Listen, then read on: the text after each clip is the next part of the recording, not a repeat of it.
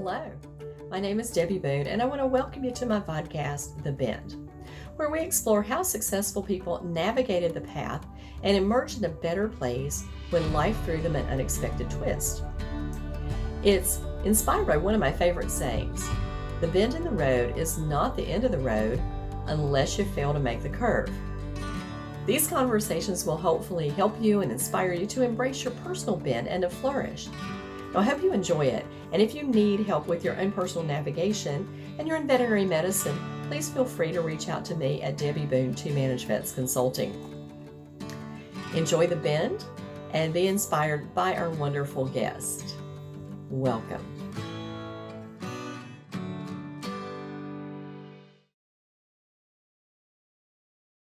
Well, good morning or good afternoon, everyone, and thank you for joining us for this episode of The Bend. Today, my guest, I'm very excited to have because she is actually a pioneer. Crystal Schaeffer is a distinguished registered veterinary technologist, actually. She has 2 decades in the field. You get to the point where you don't want to tell people that, so I don't want to tell people how long I've been doing this, Crystal. She graduated with honors, earned an Associate of Applied Science in Vet Technology from Cedar Valley. Then she continued her academic journey, Bachelor of Applied Science in Veterinary Technology from St. Pete. Then she served as the Director of Emergency and Critical Care at NOAA's 24-hour Animal Hospital for 10 years. Then was promoted to the position of Director of Technology Technician Development for all 11 multidisciplinary practices, encompassing 9 NOAA's animal hospitals and 2 veterinary specialty and emergency care facilities. And this is where I met Crystal, because I came up to NOAA's to do some training and talk to all their leadership team and then their front desk managers about hospitality and healthcare, just as my book launched. So I was really impressed with her and the whole NOAA's group, as a matter of fact, because training is so important to this practice, and I'm sure this is why they flourish. But she also is Recover Basic and Advanced on life support. And then, here's the big then. She decided to go back to school and pursue a graduate degree. And so she is one of the first Master of Veterinary Clinical Care technologists in the United States. This is basically the equivalent of a human physician's assistant in the veterinary realm. And as you all know, there's been a lot of controversy about this position and what they will do and what's the point of it all. So today we're going to talk to Crystal. We're going to get her viewpoint of it and talk a little bit about what made her pursue this avenue. Obviously, she's kind of like me, like knowledge is, I just want it, right? I just want it all. So Crystal, thank you for being on. I appreciate it. Absolutely. Thanks for the opportunity. Sure. So tell us, why vet med? How did you get started? Oh gosh, it's so funny because I always ask all the nurses that join our company, why vet med? And the only rule is you can't say because you love animals. So now here the tables are kind of turned.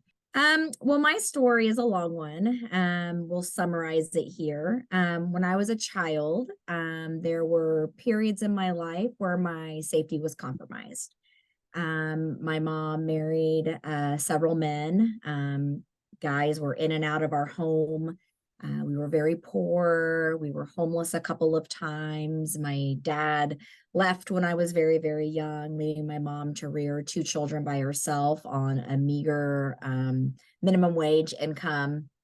And so, just like many in our field, having suffered childhood adverse experiences, I lent my spiritual growth to animals, being able to connect with them on a level that was easier for me than it was to people. Animals were a constant in my life growing up. They didn't judge, right? We hear this all the time. And so I vowed that I would, at some point in my life, devote my life to animal advocacy and kind of what that would bring me in my future. That's not an uncommon story. And when you said that, I said, yeah, I think that we have a lot of people who were damaged in their youth, and animals were their salvation. And that safety net where you knew unconditional love was always there for you no matter what. And so I think Mhm. that's really a theme that Mhm. is pervasive in the field, especially in the technician, because they want the hands-on. That's really where they want to be, nursing. And so, you decided to go to tech school, and tell me how you got involved with NOAA's. Was that one of your, like, your Oh first? gosh. It's a real So exceptional place.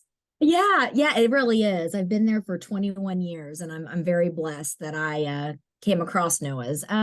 Actually, I started my career out. I did this vocational certification to be an assistant. So I was a CVA for about for 10 years before I actually went back and got my degree as a veterinary technician. But my journey started a long time ago, 25 years ago. After I obtained my CVA, I actually interviewed at a local band field. And I remember in my interview, the veterinarian himself interviewed me. And I remember telling him, I know that the thermometer goes in the butt, but I have no idea how long or how far it goes up there. And he goes, "You're hired."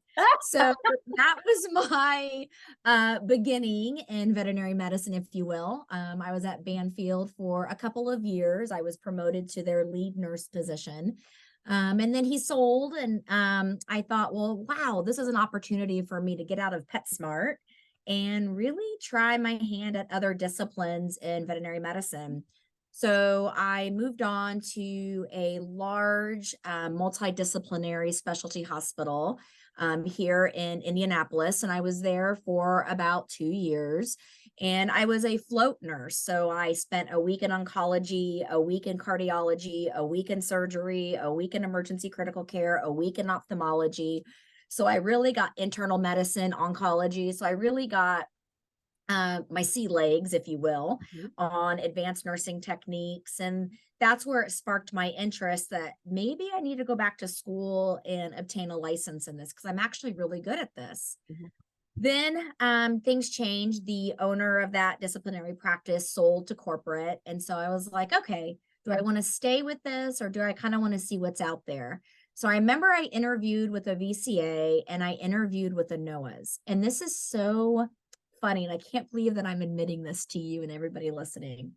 I'm very spiritual. And I remember interviewing for both locations. Both locations offered me similar pay, similar benefits, but it was because it was NOAA's and it was a spiritual kind of faith-based thing.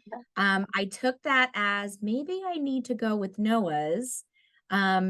And let's just see. And here I am, 21, going on 22 years later, I'm still with NOAA's. Yeah, I love it. I love it.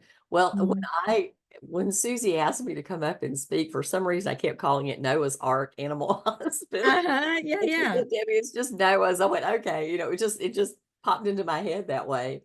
So I totally get the Noah's aspect of it. But Uh-huh. something that you said I thought was really important is you had gone through and you had been nursing in a really intense atmosphere of all kinds of specialty, and still went to technology school.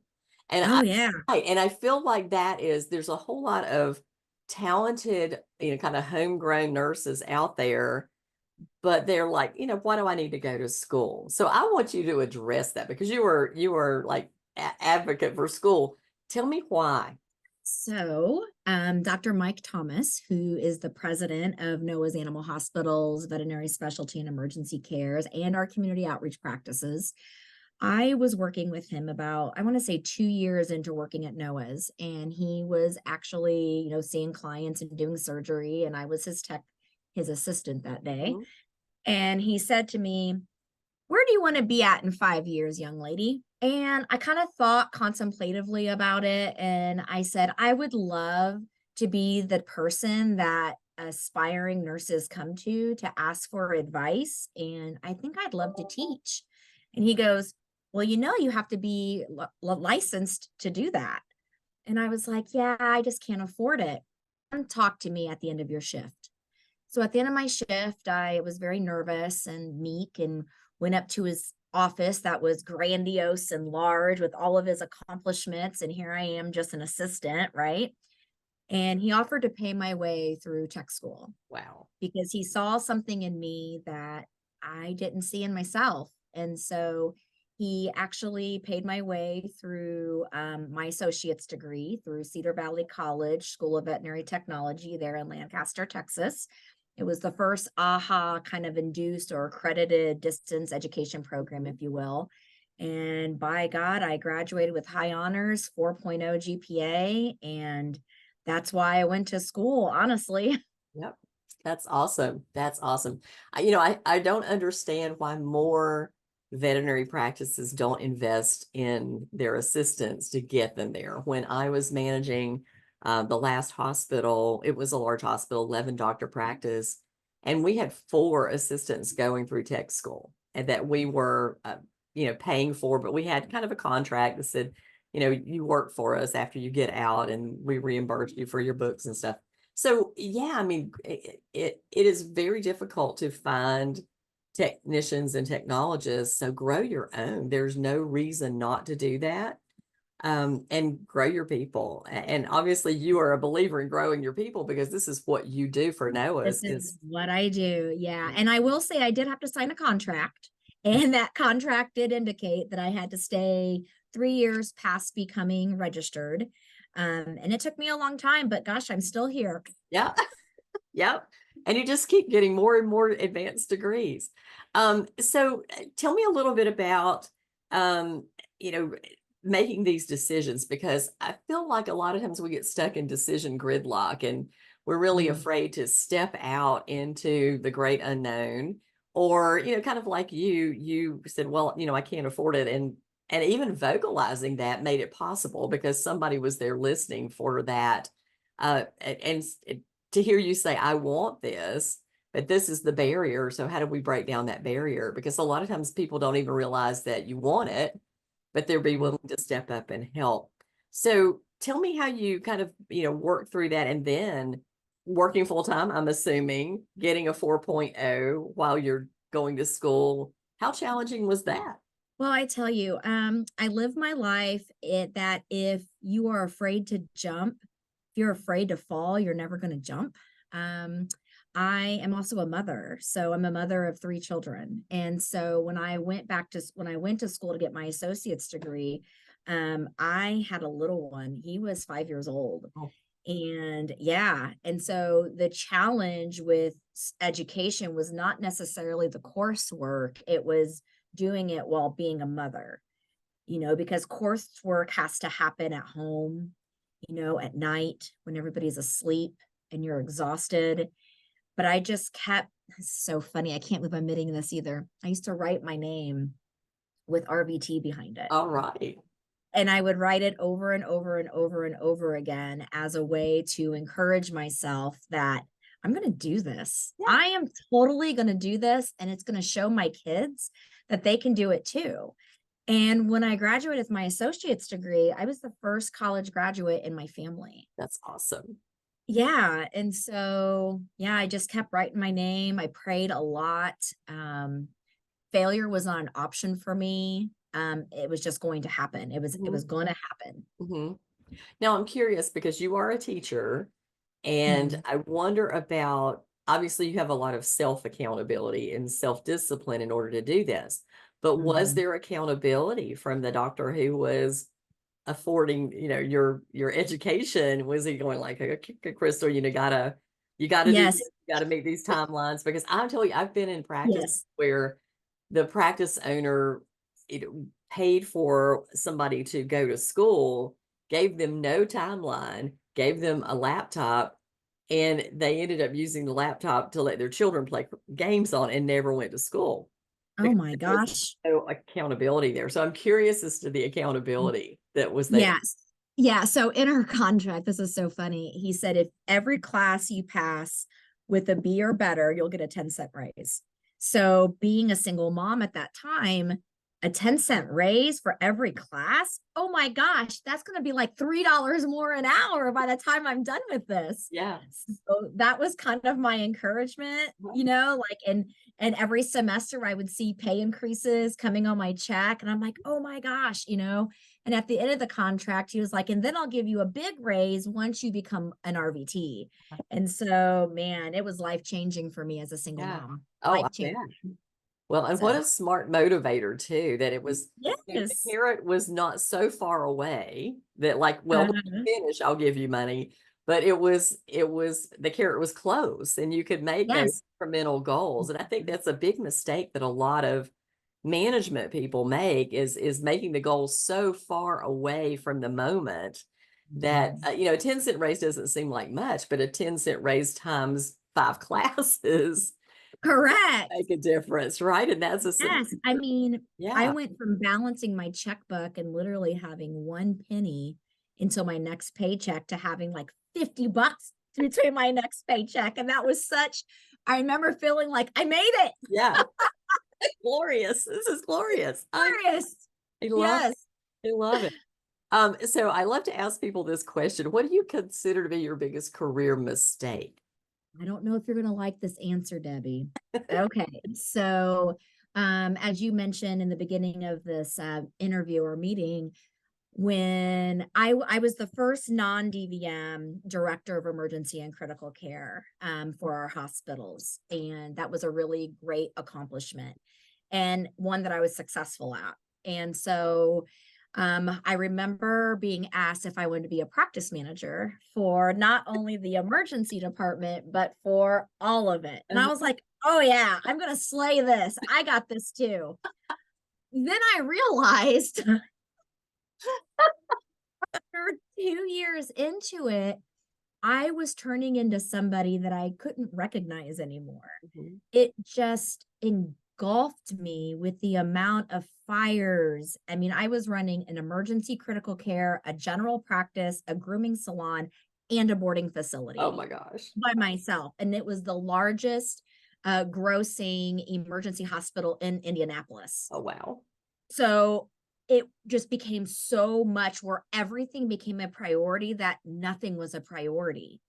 And I just remember thinking, this is not who I want to be as a person. I don't want to go home and not have time for my own animals. I don't want to come home and be short with my children and my husband because I put out 10 fires and got cussed out 3 times by 3 different clients.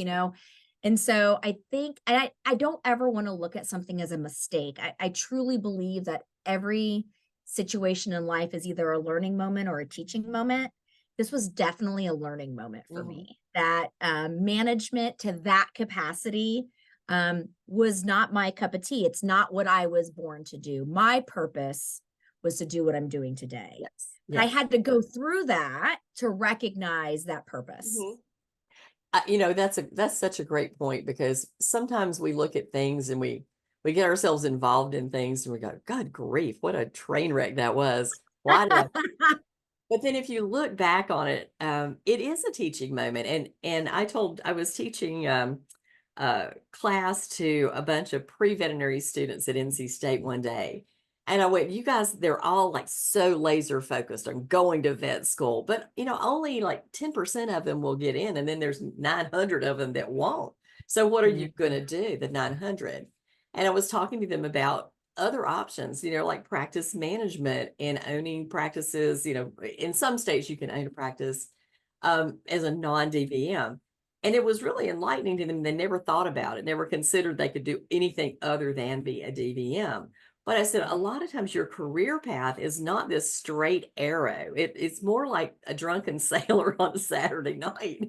And you just place to place. But every place you go, you learn something. And I mean, I've managed retail fabric shops. I managed a jewelry department. I managed restaurants growing up. My family owned a bunch of restaurants. And so I grew up doing that. So, you learn hospitality from that, from the jewelry store. I looked inventory control. I mean, when you're doing $10,000 diamonds, really you have inventory down pat and Yes. on that. So those are all things that I brought into management. And it does take, a certain mindset, I think, to be able to manage and compartmentalize work out of home, and also to delegate appropriately so you don't bring that stuff home. You've empowered enough people to be able to manage a lot of those things. And you, of course, jumped into management, which I would have never recommended at that level, from zero to No, yeah, it was almost like the Amy Newfield, oops, I became a oops. manager type of situation. Yeah, Was a good technician, so yeah, let's promote her as a manager and see yes. what happens. And you have to realize too, I was in my 20s Oh gosh. when when that transition. Wow. So I hadn't even begun to even know myself, Mhm. let alone how to manage this giant hospital with all these aspiring nurses and CSRs. It was just a lot. I can imagine. An emergency is such a different animal anyway, because Oh yeah. everybody gets upset in emergency just because Oh of yeah. the beast. And it really takes a unique person, I think, to manage emergency, to manage the front desk at emergency, and to work in emergency. And I ran an ER for 3.5 years, so I completely understand what that's Yes. like. I used to laugh and say at 3 o'clock in the morning, there are three options for clients: drunk, high, or crazy. And all Pretty of it, much. no I money. mean, we're in the urban Indianapolis, so Yeah, you can 2 + 2, right? exactly right. Exactly right. Okay, so let's talk about your new degree. And of course, I told you Tucker would join, and he Tucker. insisting on popping up here and being in my lab. So hello to Yes. Tucker. So let's talk about, where you go from now, because you've got your master's degree, you're already training. How many employees are at NOAA's now? So we are close to 300. I oversee about 197, 198 nursing staff. And when I say nurse, I'm clumping in registered technicians as well as veterinary assistants. And I'm also overseeing about 30 technician assistants, which are kind of like kennel attendants, but I've trained them to become the assistants of the technician. So they do more than just clean Right. cages, right? Yeah, the extra set So of hands. So, yeah. yeah, so I oversee all of them. So it's a full-time job, of course. That's Yes. why we have an entire team. I happen to be the director of the team, and then I have two young ladies that help me make sure that we get to all of our practices. And when you were here, we had 11. We now have 12. We have the first community outreach surgery center that's not just spays and neuters. So it's orthopedics, advanced soft tissues. So yeah, they help me. They're my right hands, and yeah. Because NOAA's is also very invested in charitable works. They not only are, a for-profit, but they also have a whole system in place to help people who cannot afford. And I think that probably helps with your retention, because the people who get in vet med like to do good in the world. And you guys definitely have a vehicle to do that, along with all the other things you do. So tell me a little bit about, the master's program, because I'm curious as to, since you have been through the technologist program, what was different? What was more than where you were? Yeah. So I like you've said, I've been to Cedar Valley. I went to St. Pete. They were all really fantastic programs. I got my master's of veterinary clinical care through Lincoln Memorial University. And a lot of people have reached out to me asking, is the curriculum worth the extra student loans? And the answer to that is yes. My teachers included boarded diplomats, VTSs. So it's interesting. And when we get into the controversy of VTSs were teaching me, Yeah. right? So my anesthesia, my grad class for anesthesia was the entire board of the VTS Anesthesia Oh, Academy. They wow. all took part of it. They all like shared the burden, I guess, if you will, and they all had their own different assignments, their own lectures. It was a beautiful program. My surgery class was taught by a VTS and a diplomat surgeon. Um, it was it was well worth it. It was That's so interesting. So now, how do you feel like your next career step will be? If somebody comes, Debbie, I'm sorry. that's okay. Yes, I'm nervous. Yeah, we're buffering a little bit too, so Okay. we may have to clip a little bit.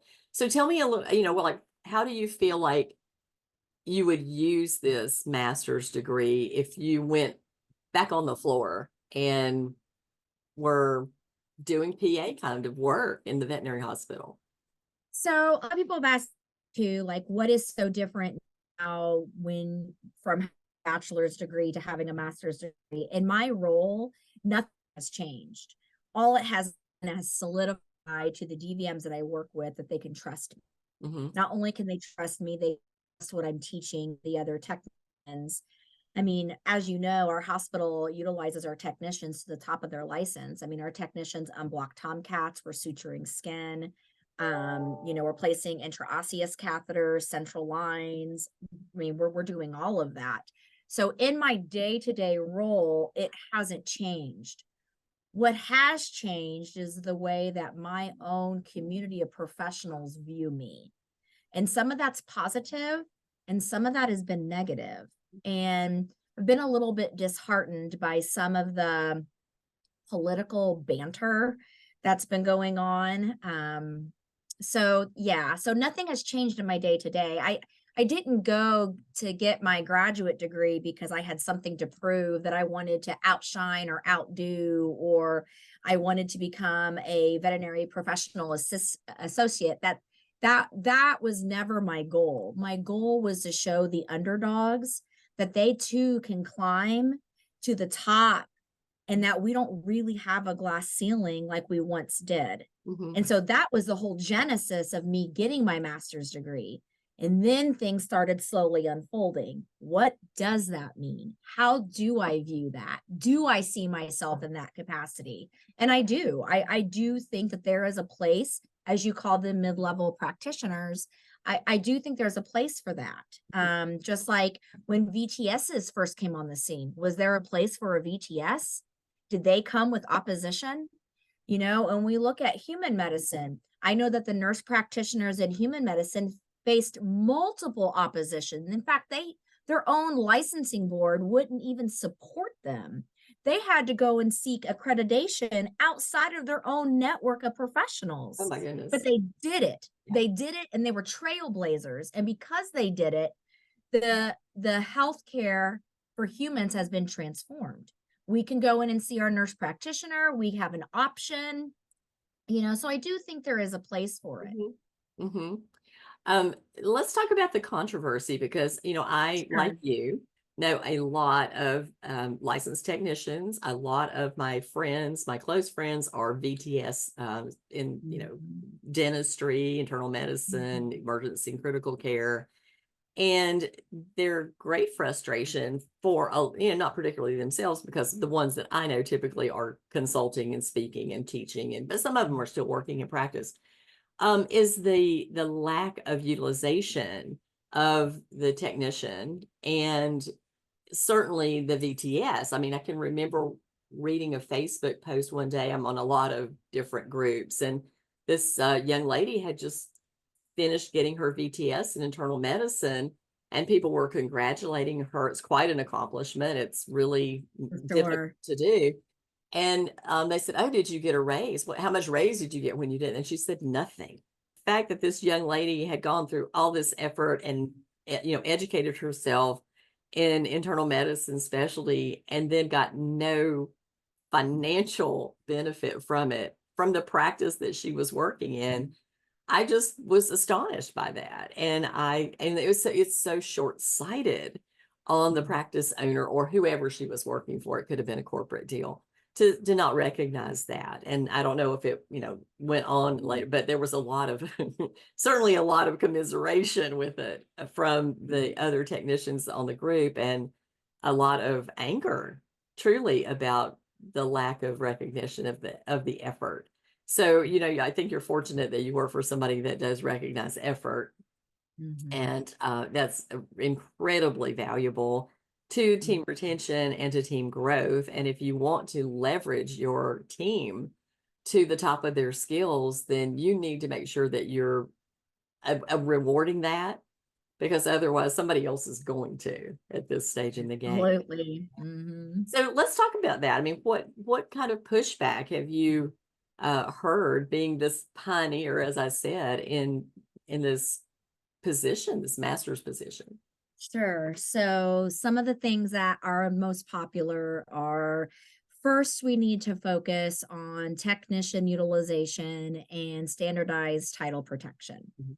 That's probably the number one thing that I hear over and over and over again. Like, before we can move on to the idea of a mid-level practitioner, first we have to do A and B. And here's what I have to say about that. I agree. It is unfortunate that our states are not united as one front. However, there's a couple of things that I just want the other side to realize, that the definition of insanity is doing something over and over and over again and expecting different results. We have been riding this horse until it is dead. Okay. Yes, we're making progress in some states. I happen to be in Indiana, which is one of 5 states that's title protected. It's a $5,000 Class C misdemeanor to represent yourself as a technician in Indiana. And I don't know, because I understand, but I also understand that we have limited access to care, especially in our rural communities. You know, I think there needs to be an avenue or an option for clients. And I don't know what this looks like. I think that needs to involve a residency program. It needs to involve a standardized board exam. It needs to involve, DVM oversight for X amount of years after obtaining a VPA. I think there needs to be a lot of things in line. I'm not proposing we go and stop right now and do it tomorrow, but I am proposing that those states that do have title protection and are doing the appropriate thing for their technicians, why can't those states start kind of trailblazing or pioneering the concept or the ideology of what it might look like to increase access to care with these individuals that have this expertise and this ability to assist? Mm-hmm. So that's kind of where I'm at with it. Another controversial comment that I've heard a lot about are that, how can we advocate for mid-level practitioners when technicians aren't created equally? And that's true in our own state. We have brick and mortar schools that only have a 66% pass rate on the VT&E, whereas Purdue has 99% pass rate on the VT&E. So the curriculum certainly isn't created equal. So why don't we start there? Yeah. Why don't we start increasing the educational demands or requirements of what it means to be a technician? Right now, I'm writing a collegiate textbook right now for veterinary technicians, and I'm a co-author. And one of the conversations has been, well, do we have to define what photons are in our book? Why? Why don't we elevate the level of education that we're giving to veterinary nurses, so when they do come out, they're more prepared to take on more of a responsibility? When I have to define photons to an associate degree collegiate student, I think there's a bigger problem than what we may even realize. Yeah. Well, I will have to agree with you. There is such a variety of skills that come through these programs, and some of them are less than optimal. Some of them, like the Purdue program, which I love, Make Yes. Shares is a friend of mine. Yes. Yeah, Kara Burns is there. I mean, like, where can you go wrong with that group? Right. And they're also trained side by side with veterinarians, which is a point that I have made to any dean who will listen to me, and a few do. But until we teach, this is a partnership. We cannot It teach is. dance partners in 2 different buildings. Right. You have to teach them to dance together. And Yes. when you're teaching veterinarians to be technicians in vet school, which is what they're doing because they're free labor as they get into those, 3rd and 4th years, and you don't have enough licensed technicians who are in the vet schools to do the technician work. I was at Washington State many years ago, and one of the licensed technicians was in charge of the exotics. She had 50 patients to care for. That's too much. Yeah, they were lizards and frogs and, things like Okay. Okay. they were still patients and they were still there. And, of course, the veterinary students are doing a great deal of the nursing care for that. But this is what my belief is. One of the reasons why technicians are not utilized is because doctors aren't trained to do it. They don't know how to do it. And then there's also the pushback about, well, this is my license and it's not their license. And if they make a mistake, then it's on me.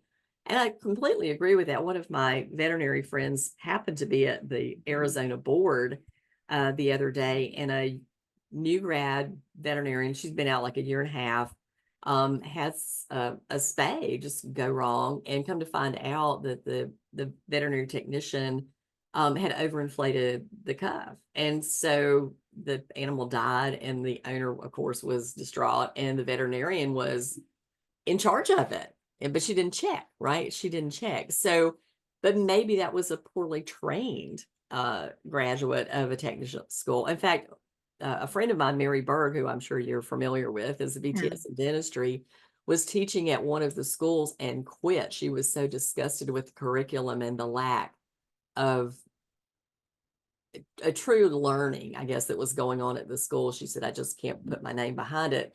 And I think that curriculum might have closed. But yes, the standardization of the curriculum, I know, is supposed to be there, but the level of training is not there because some people don't know what they're doing to get out. And there was one in North Carolina where I was working for so many years. And I think that a lot of people would get into it, and they would get up to about the time when you had to go into the laboratory. And that was when everybody quit, because we would have them go, oh, I've got like a semester, or I've got 2 semesters, but then I got lab science of it. No, I don't want to do it anymore. But, this is the reason I think that on the job trained nurses are certainly capable of doing the physical act of care. But when something goes wrong, they can't problem solve to think, and they don't have that deep Theoretical knowledge. background. Yeah, the background that says, okay, how do I problem solve my way out of this? And it's kind of like me as a manager. I've been through so much stuff with management, but if I didn't have this fake background behind me, you would see about 150 books just, and about another 200 on my Kindle, because I'm constantly learning how to do my work better. And when people ask me as a consultant, how do you do these things? Then I have the deep knowledge that pulls that somewhere from my brain. It comes out and goes, this is how you problem solve that. So that, I think that is the whole point of all of this. Let me have such depth of knowledge that no matter what gets thrown at me, I can get myself out of it. And I can. That's right. That's right. Yeah. Some other things that I've heard, I was recently at a national conference and attended a lecture, and the presenter, right on this person's screen in front of thousands of people, it said that the LMU MVCC program does not require you to be a licensed technician. That's 100% inaccurate. In fact, I had to show proof of licensure before I even applied for the program. Oh, yeah. And so it's just a lot of misinformation. I've heard people on social media, saying, how could these schools steal these technicians' monies? Look, I'm 43 years old. No one stole my money. I was doing the whole time. Okay. And I'm glad I got my master's degree. And when it comes, and then, then you hear the old, well, VTSs are already here. They should be the ones up for VPA or mid-level practitioners before anybody else. Now, I don't like clumping people together, just like I don't want to be clumped together as that. But I do think there are some VTSs that probably feel that way, and rightfully so. But the way that I look at it, I have to go back to the human medicine structure. I mean, my cousin's a human anesthesiologist, and then I have a cousin that's an MD, and I have a cousin that's a nurse practitioner. And there are specialists in human medicine. There's RN anesthetists, there's dental hygienists, There are radiology technicians. There are specialized fields in healthcare. VTSs to me represent that specialized care within veterinary medicine. But when we look at what a nurse practitioner encompasses and entails, it's a broad knowledge base of all the disciplines that they're in. So if I had to be asked, and this isn't because I have a master's degree, but if I was to be asked who should be up for consideration, it's got to be somebody that has a graduate degree in animal medicine, not these pointed specialists.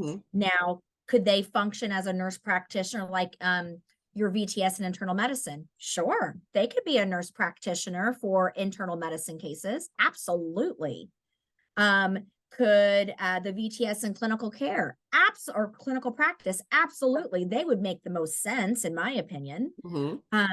But then you have really specialty things like radiology or diagnostic imaging. You've got anesthesiology, surgery. So that's just where I think most of the argument lies, is how to divvy that up. Yeah. And I love the fact that the school used VTSs in those very 100% specialties to train, because they are deep in that, very deep in that knowledge. And that's a very smart move. That's who you want training that is. Yeah. And that should be flattering to the VTS community. Yes. That they were asked to lead graduate programs. Right. Yeah. So I just wish that one day we could sit at the table and have Thanksgiving dinner together. I just hate all this political back and forth. I mean, we just need to, come on now. Well, there's a lot of people involved in it who really shouldn't be involved in it because it's not them, And as far as how you spend your money, I used to tell my people all the time about prejudging a client. I said, that's incredibly arrogant of you.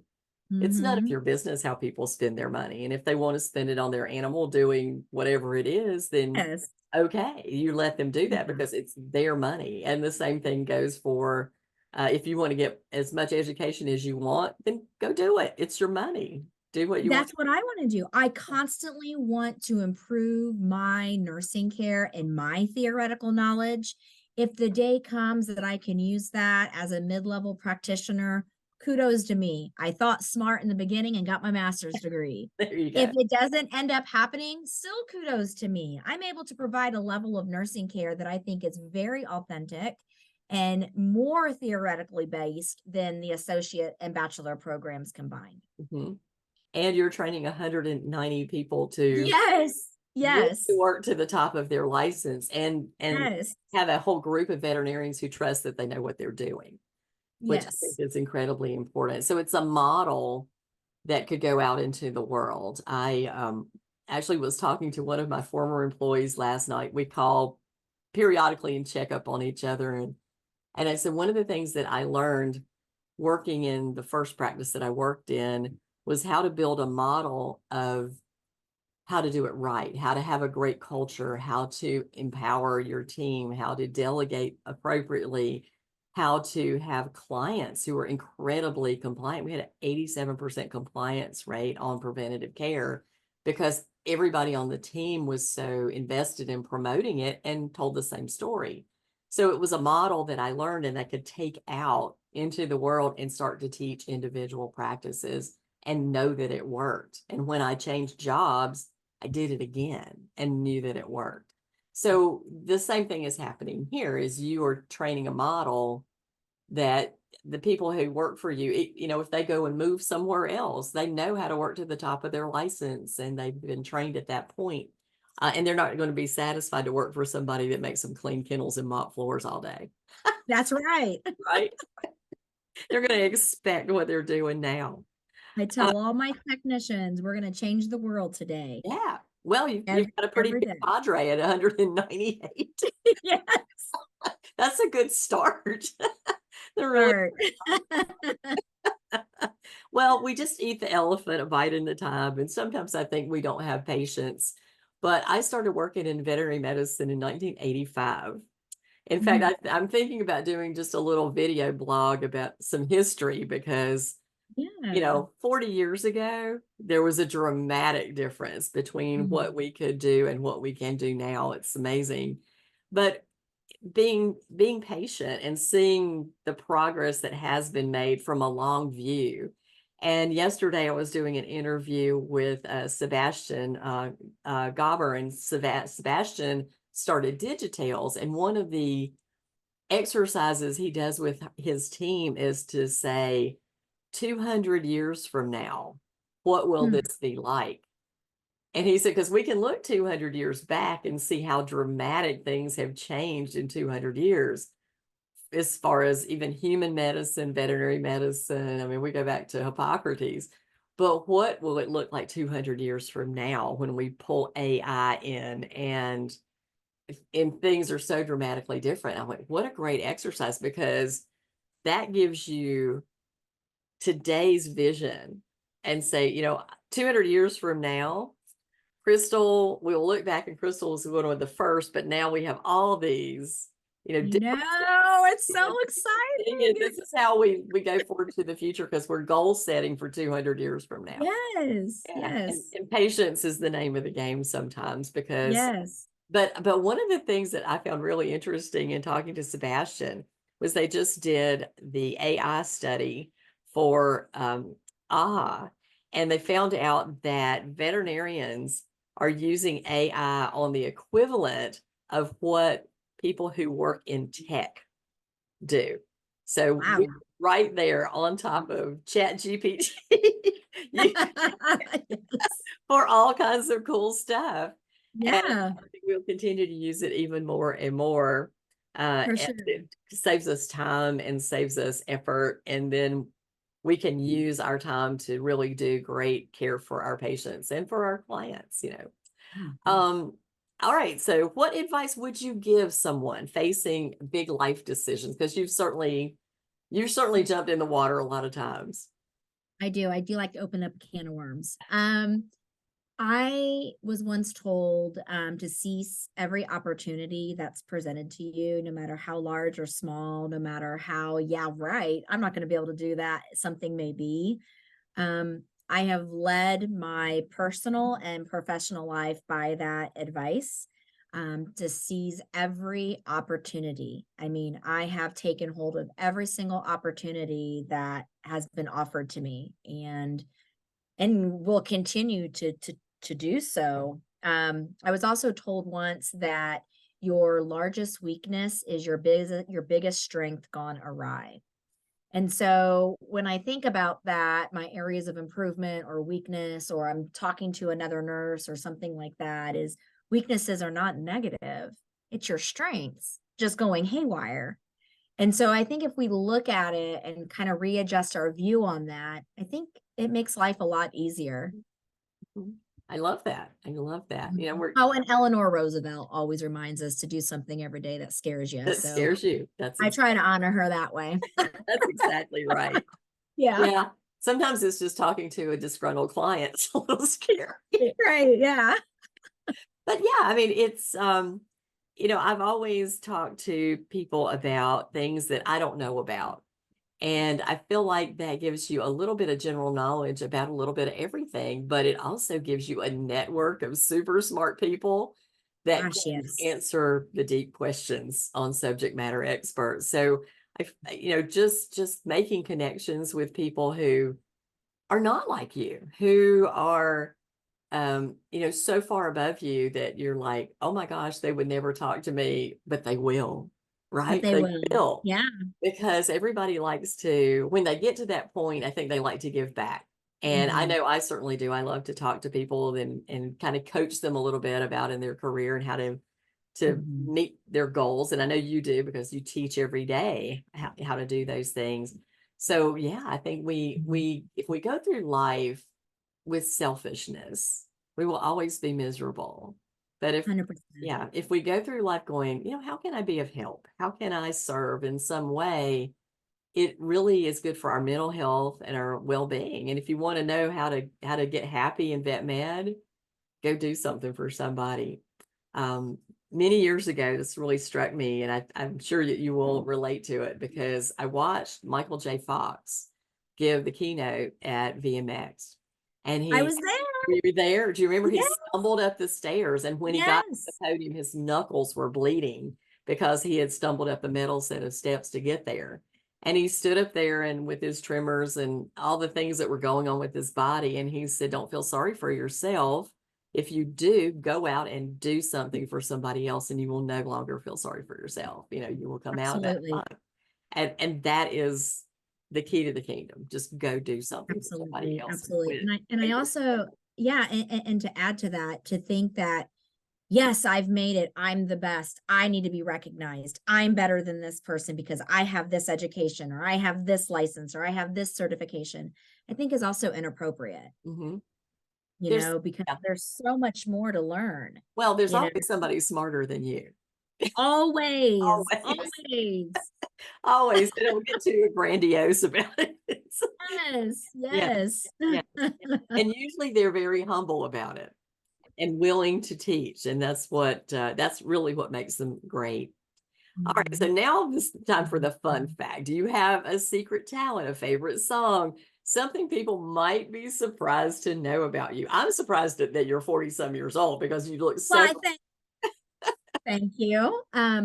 I have a huge green thumb. Oh, So I have over 200 house plants. oh my gosh. I have multiple gardens on my property. I have pollinator gardens. I have habitats for frogs and toads, and I have habitats for chipmunks. And I just, my peace, my zen it's my hands in the soil. Like that is just my zen. I learned a long time ago that my hobby should not include animals. Not that that's bad for those who do, but for my mental state, I had to separate what I do for a living, and I had to find another hobby, right? So that's kind of what I branched onto and held on to.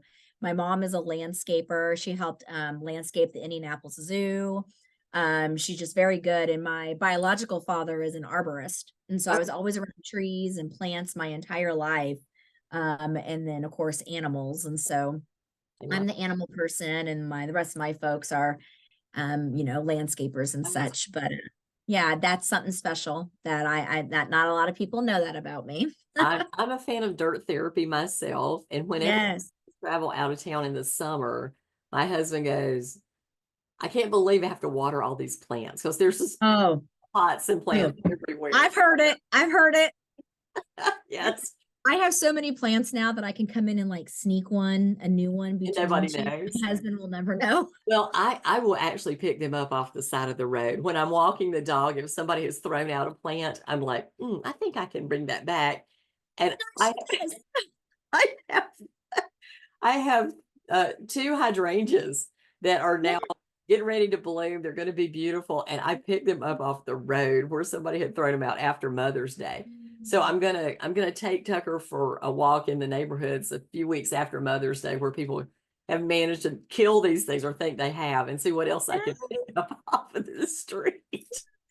People will give me their plants that they can no longer care for or don't know how to care for. I recently inherited a 23-year-old 12-foot Norfolk pine tree that Oh she's God. now in my dining room. Oh my. Yes, I know. My husband's Well, like, who has a pine tree in their dining room? I'm like, I do. I have a 6 foot Madagascar palm in my living room that See? Yeah. one of the lady who hired me, and this always makes me think of Jean, she's passed on now, but she loved palm trees and succulents. And she gave me this palm when it was this big in a pot. And I kept it on the side of my bathtub, which was very happy. And it grew and it grew and it grew. And finally I had to put it in a big pot, and now it's really grown. So it has gone from, 6 inches to 6 feet Yes. in that time frame. But yeah, Yes. I love that about plants because they do last if you if you care for them a long time, Yes. and always bring back memories of the people that gave them to you. Yes. So I hope that plant lives until I don't, and then maybe I'll give it to you. I'll take it. That's the deal. All right, Crystal. Well, thank you so much for your time today, and Yes. I'm excited about where this goes and what you do with it and the pioneer Yeah. that you are. I'm sure that you'll probably nurture a bunch more in the Noah's group. That's Yes.